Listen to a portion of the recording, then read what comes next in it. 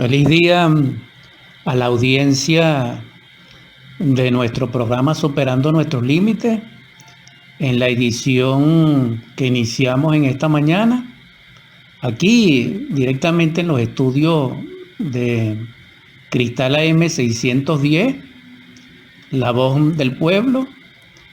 Transmitimos para ustedes la edición 283, en el nombre del Cristo, en su paz, en su misericordia infinita y en su gracia, que nos haga partícipe de esa paz, para que en Él y con Él nuestro corazón y nuestro espíritu sean inundados de luz, de allí donde la luz se encuentra, y así nuestra vida sea plena y próspera.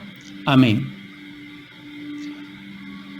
En esta edición quiero compartir una inquietud muy profunda que de alguna manera todo se nos presenta como quiera que sea. Y ella es nuestra propia realidad. En otras palabras, aquella inquietud de los sabios antiguos que dieron origen a filósofos, a maestros, cuando llegaron a la respuesta. Me refiero concretamente a quiénes somos, por qué vivimos, para qué vivimos y qué vínculos juegan cada uno de nuestros semejantes con respecto a nosotros. Y esto es interesante porque a nosotros nos inquieta el mundo externo, la ciencia, lo social, el disfrutar de la vida. A algunos les inquieta la matemática, la filosofía, la biología, etc. Pero a muy pocas personas, y realmente pocas, les interesa su propia realidad. Y esto es algo interesante, porque cuando cada quien toma y considera su propia realidad como proyecto de vida, como sus coordenadas humanas, como su puerto inefable de vida, entonces él comienza a darse cuenta de su propia psicología. Es decir, despierta el sentido psicológico, porque para comprender los misterios crísticos, para comprender el cristianismo gnóstico primitivo, para comprender el gnosticismo universal, para comprender el budismo de Amitabha Sakyamuni, el Buda, y para comprender todas estas enseñanzas que han sido vertidas en la humanidad a través de los grandes avataras, de los apóstoles, etc., necesitamos desarrollar nuestra propia psicología. ¿Por qué no se ha dado fruto a nivel social con las religiones que profesa el mundo, en su aspecto externo, en su aspecto exotérico? Simplemente porque desconocemos la psicología. En la antigüedad, quien conocía la psicología era perseguido. Posteriormente se le llamó filocalia. Pero en todo caso, en estos momentos nos encontramos en el final de la raza aria, es decir, en el final del Kali Yuga, y Dios y la naturaleza nos han permitido hablar estos temas públicamente, sin que gracias a Dios hasta ahorita nos estén persiguiendo como antes, pues. Que nos echaban a los leones, etcétera, etcétera, etcétera, allá en el Coliseo. Ahora bien, vamos a aprovechar eso. Y al aprovechar eso, cuando una persona se da cuenta que tiene una propia psicología, comienza su desarrollo interior, es decir, comienza a transitar la vía de su propia tradición íntima del ser en lo que es la gran obra. Existen dos tipos de autorrealización. La autorrealización personal, que ya le hemos mencionado, que lo puede convertir en lo máximo en el mundo, en un emperador, dijéramos, o algo parecido, pero de ahí no pasa. Porque mucho más allá de eso viene el karma y la muerte.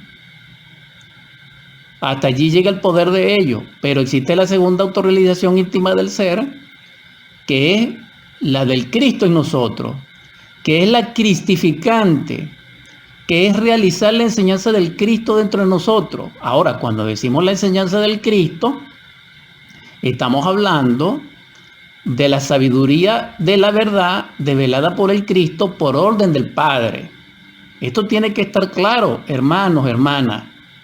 El Cristo Yeshua ben Pandirá, Yeshua ben Yosef, Él no vino a traer algo particular.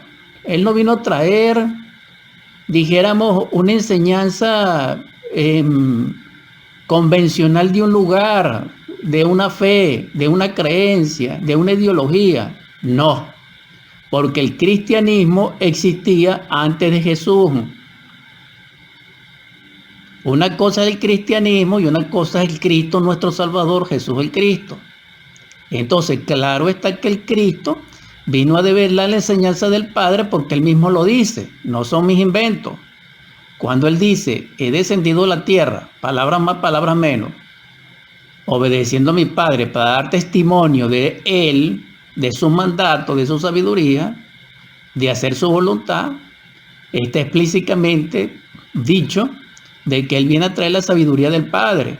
Y esa sabiduría del Padre, que es obediencia absoluta a su perfección y a su amor y a su gracia y a su verdad, es liberadora totalmente. Es decir, el Padre está develando a través del Cristo en su propia vida, que todos nosotros somos testigos, de alguna manera, de que Él, con su vida, sin escribir, dijéramos, nos enseña cómo lograr la perfección. Entonces, lograr la perfección es lograr el Padre dentro de nosotros, es encarnar la verdad, es lograr la autorización íntima del ser en el nivel más exaltativo a que diese lugar sobre el cosmos. Entonces es un regalo, es una dádiva, es una aventuranza, es, dijéramos, una buena nueva de decirnos a nosotros, ya vuestras lágrimas serán enjugadas porque os he traído el camino de la verdad para que logréis la liberación y la salvación final. Y esto es algo maravilloso, porque sabemos que la vida es extraordinaria, pero también sabemos que en la mecanicidad de la vida, en sus leyes de todo tipo, sufrimos y padecemos, y hacemos sufrir y hacemos padecer. Entonces, esta mecanicidad, este automatismo, esta mecánica existencial, para el mundo externo, para el mundo profano, para el hombre común de la tierra, para el hombre del mercado, para el hombre de la política, para el hombre que lucha por el pan diario de cada vida, e incluso para personas muy buenas y muy ilustres, nos lleva al abismo, porque la vida mecánica nos lleva al abismo, al Seol, al Hades, al Gehenna, al infierno. Eso no tiene otra vía. Para escapar nosotros del abismo, necesitamos autorrealizarnos, necesitamos la revolución de la conciencia crística en el amor, en la sabiduría del Padre. ¿Por qué es una revolución? Porque no es evolutiva. La evolución no produce la autorrealización íntima del ser. ¿Por qué es una revolución? Porque tampoco es el resultado de la ley involutiva. No.